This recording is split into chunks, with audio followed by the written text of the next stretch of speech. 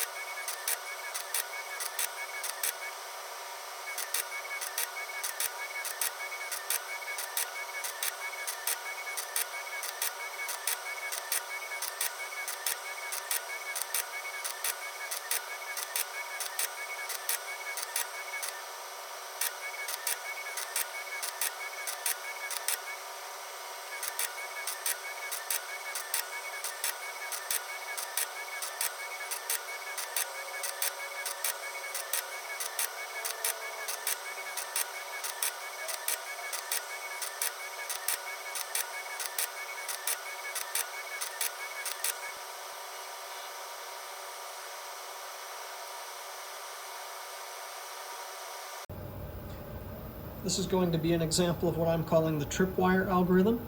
So on the platform down here at the bottom of the arbor press, we have this fork sensor that acts as a laser tripwire.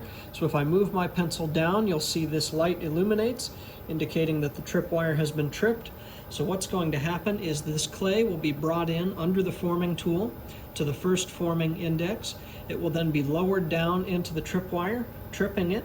Once it trips the tripwire, the computer will know the distance between the bottom of the clay and the forming platform, at which point the clay will then be set down on the forming platform and the arbor press will make one press.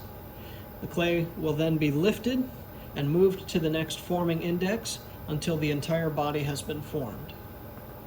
So let's get started.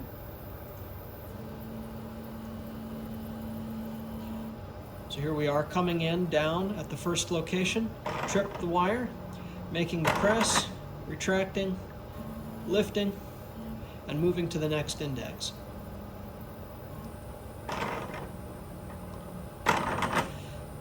So this algorithm has a few advantages over the open loop algorithm. First, you'll notice that nearly every single time that the clay is put down on the platform, it actually is resting on the platform.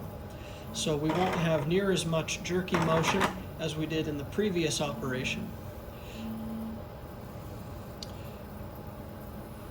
There is a disadvantage to this algorithm.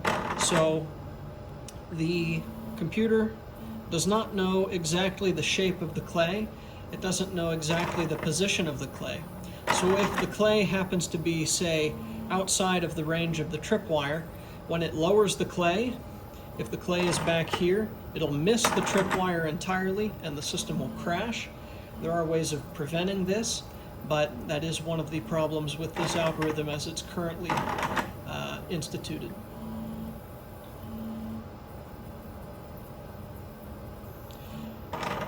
However, this can be an advantage. So no matter what the shape of the clay is on the underside, the system will be able to still set the clay down on the forming platform.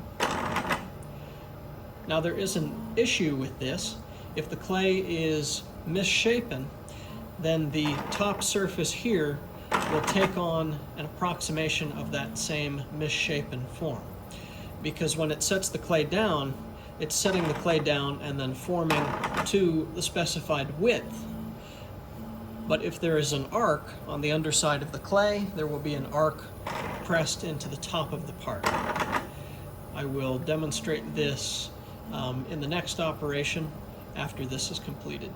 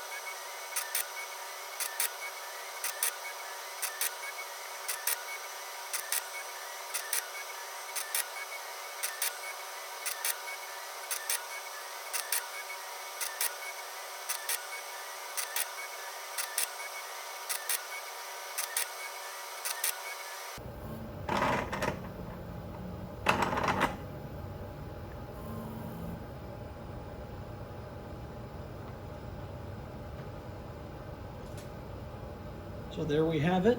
That's the tripwire algorithm.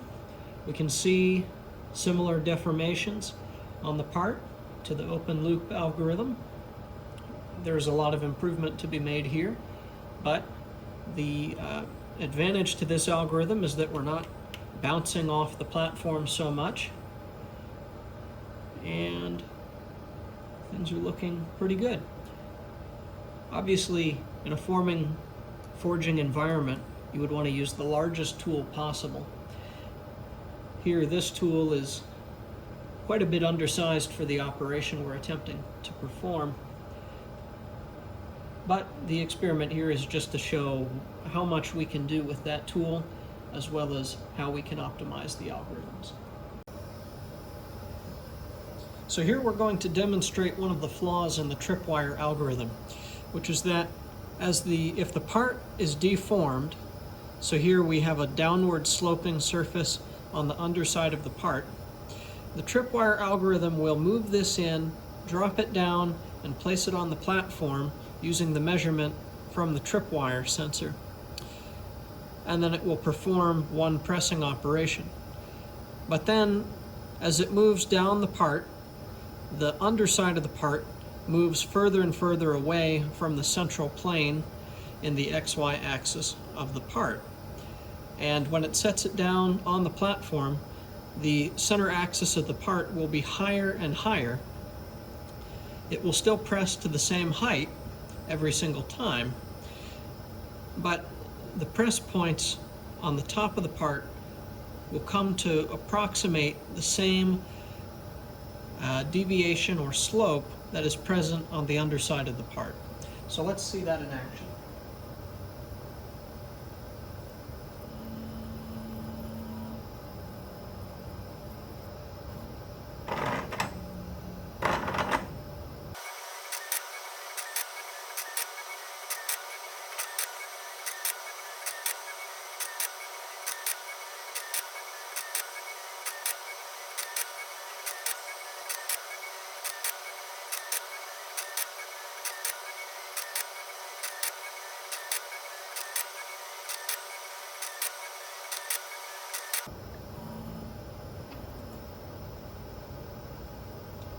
So I've stopped it, and hopefully you can see that the upper surface where the press was doing its work has a downward slant, similar to the downward slant on the bottom of the part. So in this test, I'm going to demonstrate a modification that I've made to the tripwire algorithm, which should help to reduce the errors that I showed in the last segment. So here I have another piece that is slanted down just as in the last test. And what is going to happen this time is, first this is going to flip 180 degrees, and then it's going to go into the forming area just as before, and the arm will bring the clay down to the platform, and it will use the tripwire sensor coupled with the known position of the arm to measure the distance between the point on the stock and the center line of the part. Based on the amount of deviation, it will either add or subtract stroke to the arbor press, and that will allow the system to hopefully move this deviation here a little closer to the ideal, which in this case would be a planar flat surface parallel to the work area. So let's get that going.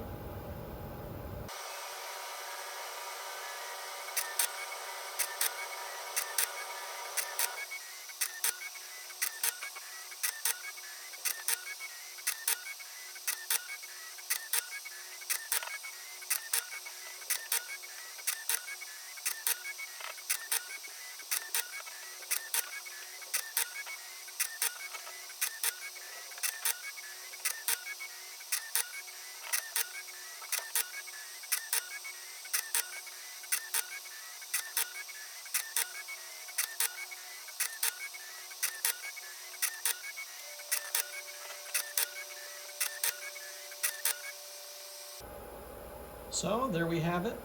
That's the modified tripwire algorithm.